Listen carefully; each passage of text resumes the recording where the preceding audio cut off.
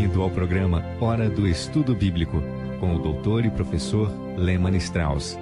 Este estudo é o resultado do tempo pessoal com o Senhor, da experiência de ministério pastoral e das conferências bíblicas do Dr. Lehmann Strauss, que nos instrui e encoraja com o ensino da Palavra de Deus.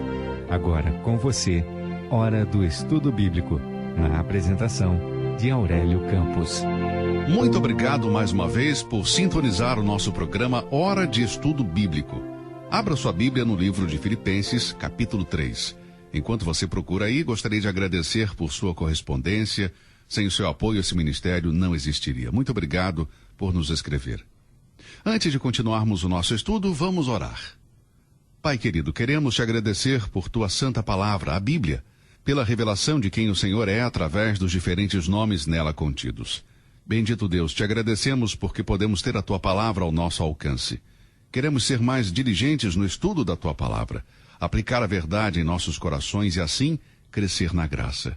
Senhor, te pedimos por uma bênção especial sobre os nossos ouvintes neste dia, especialmente os idosos, por aqueles que estão doentes, aqueles que estão em hospitais ou em lares de idosos. Pedimos que aqueles que os ajudam sejam pacientes e bondosos. Pedimos, Senhor, pelos casais que estão passando por dificuldades. Abençoe os lares, Senhor. Deus, ajude-os a resolver seus problemas em oração e diálogo, que possam se entender. Oramos também pelos relacionamentos entre pais e filhos. Deus, fortaleça cada lar.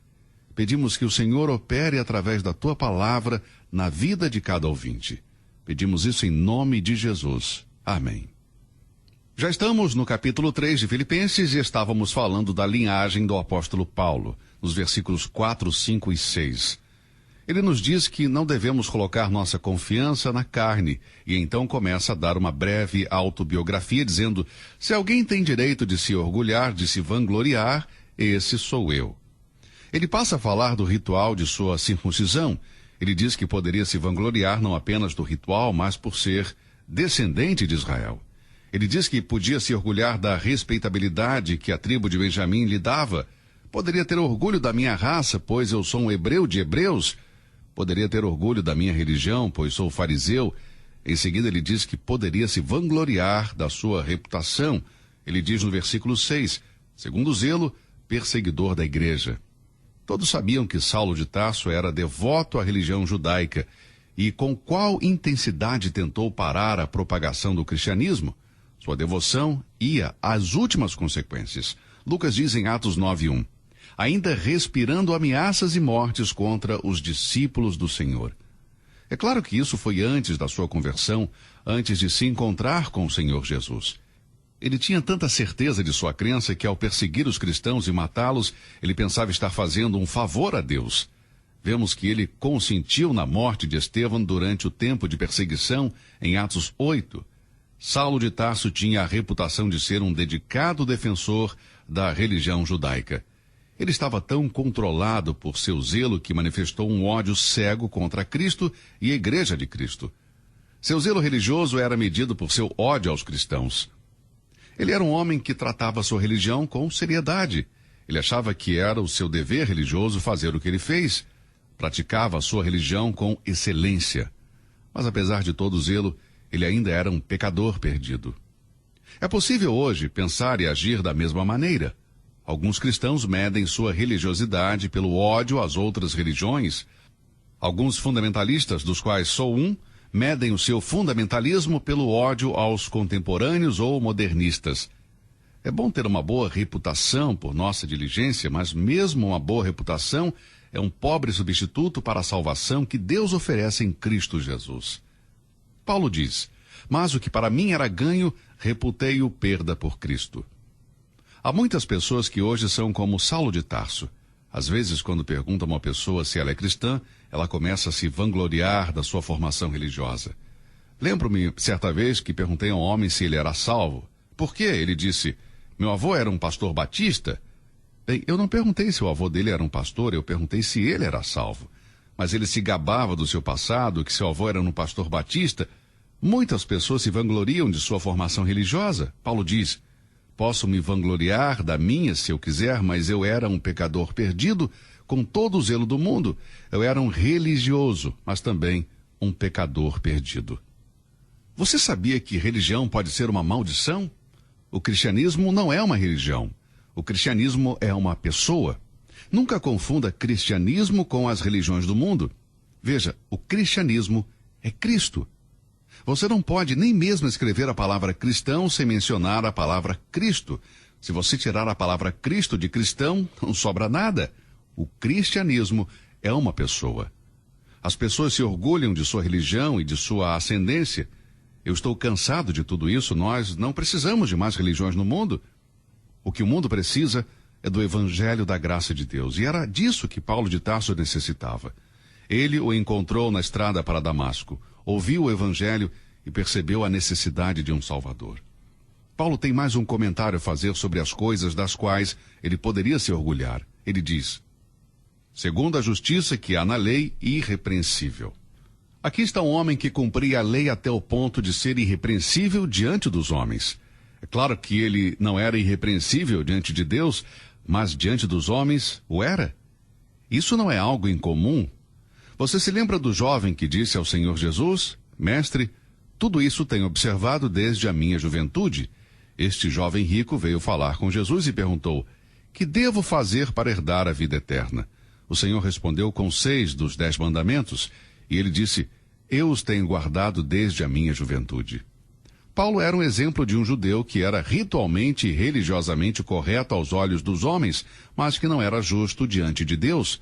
Somente após ele ter se encontrado com Cristo glorificado e ter reconhecido, como os profetas do Antigo Testamento, que a nossa justiça é como um trapo de imundícia, é que ele foi justificado.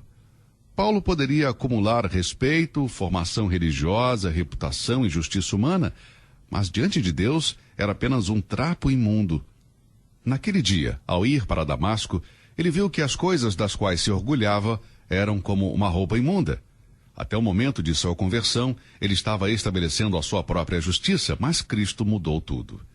Paulo escreveu em 2 Coríntios 5:21, aquele que não conheceu pecado, o fez pecado por nós, para que nele fôssemos feitos justiça de Deus. Você percebe que ele não se vangloria mais de sua ascendência? Ele diz no versículo 7, mas o que para mim era ganho, reputei-o perda por Cristo. Sabe, às vezes eu ouço uma música sobre o quanto nós abrimos mão por Cristo. Amigo, na verdade eu não renunciei a nada. Tudo o que eu tinha antes de Deus me salvar não me fazia bem algum, não me ajudava em nada. Tudo o que eu tinha estava indo para o inferno junto comigo. Eu não dei nada para ser cristão, eu só ganhei. Ao crer no Evangelho do Senhor Jesus, o Espírito Santo veio habitar em meu coração. Ao invés de perder, eu ganhei. Paulo diz no versículo 7, mas o que para mim era ganho, reputei-o perda por Cristo, e na verdade tenho também por perda todas as coisas, pela excelência do conhecimento de Cristo Jesus, meu Senhor, pelo qual sofri a perda de todas estas coisas, e as considero como escória para que possa ganhar a Cristo, e seja achado nele, não tendo a minha justiça que vem da lei, mas a que vem pela fé em Cristo, a saber, a justiça que vem de Deus pela fé. Filipenses 3, versículos de 7 a 9. Quando a vida de alguém passa por uma completa transformação espiritual, essa pessoa terá uma perspectiva diferente. A partir do momento em que foi regenerada, a pessoa começa a reavaliar os valores da vida. É provável que algumas coisas que ela valorizava perderam valor. Isso aconteceu com Paulo. Antes da sua conversão, ele se vangloriava da sua circuncisão, de sua relação com Israel, de sua respeitável linhagem, de sua identificação com os hebreus, de sua religião como um fariseu, de sua reputação e de sua justiça, no que diz respeito à lei. Mas depois de nascer de novo através da fé em Cristo Jesus, a maneira de ver as coisas mudaram completamente. Quando seus olhos viram o Senhor, Saulo de Tarso deu as costas para o que tanto apreciava, e agora ele era testemunha de uma nova perspectiva. O versículo 7 é extraordinário. Mas o que para mim era ganho, reputei-o perda por Cristo. Refletindo sobre sua experiência com o Senhor Jesus, Paulo se lembra da sua decisão inicial. Antes, ele tinha orgulho de possuir algumas coisas exclusivas, mas quando ele se rendeu a Cristo, todas aquelas coisas lhe passaram a ser insignificantes. Ele estava disposto a deixar tudo de lado para seguir Cristo. E assim, ele se rendeu totalmente ao Filho de Deus. Moisés, outro grande servo de Deus, hebreu como Paulo, tomou uma decisão parecida. Vemos isso em Hebreus, capítulo 11, versículos 24 e 25. Pela fé, Moisés, sendo já grande, recusou ser chamado filho da filha de Faraó, escolhendo antes ser maltratado com o povo de Deus do que por um pouco de tempo ter o gozo do pecado. Hebreus 11, 24 e 25. Se quisermos servir a Deus, não há nenhum outro caminho. Não podemos nos apegar à velha vida e, ao mesmo tempo, querer dar frutos para Deus. As coisas de que Paulo abriu mão não eram coisas ruins, eram coisas boas em si, mas não eram suficientes para salvá-lo. Uma coisa boa pode se transformar em algo ruim quando ela se propõe a substituir algo que é melhor. Até mesmo a religião pode condenar uma alma se ela se colocar entre a pessoa e Deus, ou seja, quando a religião torna-se uma substituta para Deus. 2 Coríntios 5:17 diz: assim que se alguém está em Cristo, nova criatura é. As coisas velhas já passaram, eis que tudo se fez novo. Paulo estava disposto a entregar tudo a Jesus. Abraão estava disposto a sacrificar Isaque ao invés de desobedecer a Deus. Em Hebreus 11:17 lemos: pela fé ofereceu Abraão a Isaque quando foi provado. Sim, aquele que recebera as promessas ofereceu o seu unigênito. Em João 12:3-6, vemos que Maria derramou seu perfume mais precioso sobre o Senhor e o fez com alegria, apesar do fato de alguém acusá-la de desperdício. Muitas pessoas disseram o mesmo sobre alguns missionários. Por que desperdiçar as suas vidas nestas terras pagãs? Meu amigo, eles não perderam nada, mas sim tomaram uma decisão muito importante de entregar tudo para Jesus. Por que alguns cristãos se entregam totalmente a Cristo, enquanto que outros parecem não fazê-lo? A resposta está em Atos, capítulo 9.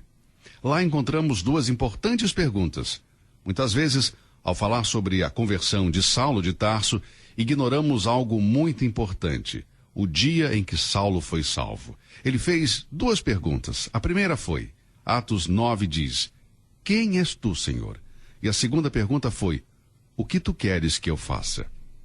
Veja, conhecer a Jesus Cristo e conhecer o seu plano para a minha vida é o que me permite considerar tudo como perda e começar uma nova vida com Ele. Antes de conhecer a Cristo, alguém pode se agarrar à sua situação econômica, ao seu status, às suas posses, ou seja lá o que for, mas tudo isso não significa nada quando se conhece o Salvador. É assim que deve ser.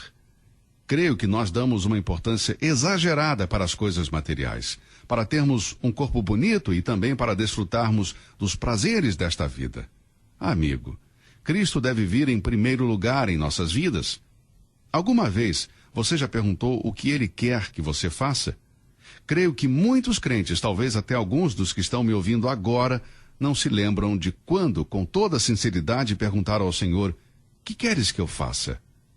A maior coisa que um cristão pode fazer nesta vida é viver para glorificar a Deus. Alguém disse certa vez: a vida é uma só e passa, somente o que fizermos para Cristo permanecerá. Todos nós temos que nos confrontar com esta decisão.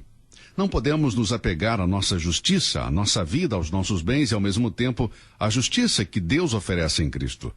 Não dá para ter ambas as coisas. Não podemos servir a Deus e a Mamon. Ninguém pode amar este mundo e amar a Deus ao mesmo tempo. O sistema deste mundo se opõe ao Senhor Jesus Cristo, à sua igreja, à Bíblia e aos cristãos.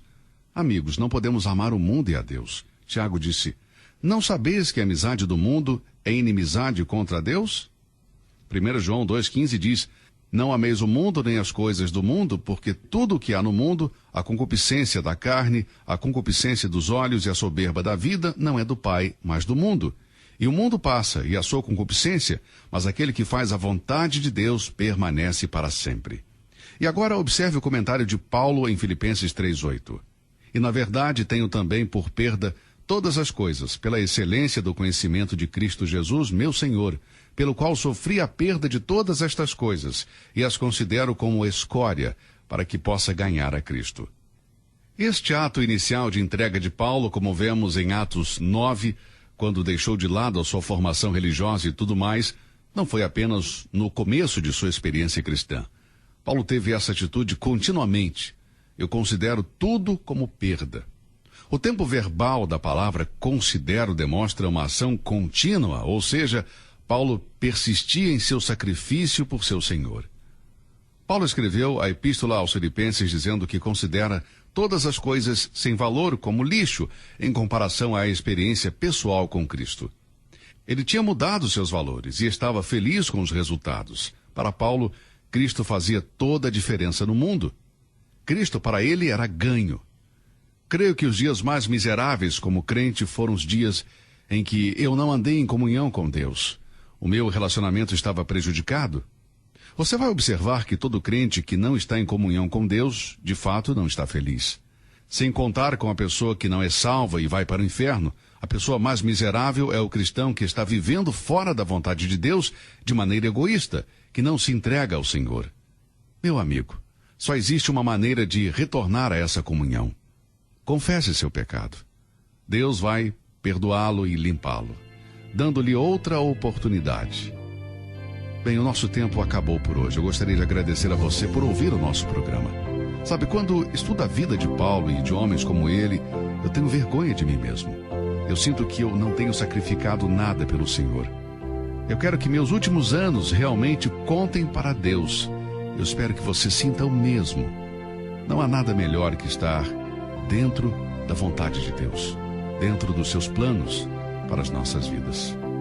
Que Deus o abençoe. Até o nosso próximo programa. Você ouviu Hora do Estudo Bíblico com o professor e doutor Lehmann Strauss, na apresentação de Aurélio Campos. Se você deseja ouvir novamente esta mensagem, visite a nossa página na internet www.bbnradio.org. Fica o convite para você nos acompanhar amanhã, neste mesmo horário, aqui na BBN. Hora do Estudo Bíblico é uma produção da BBN.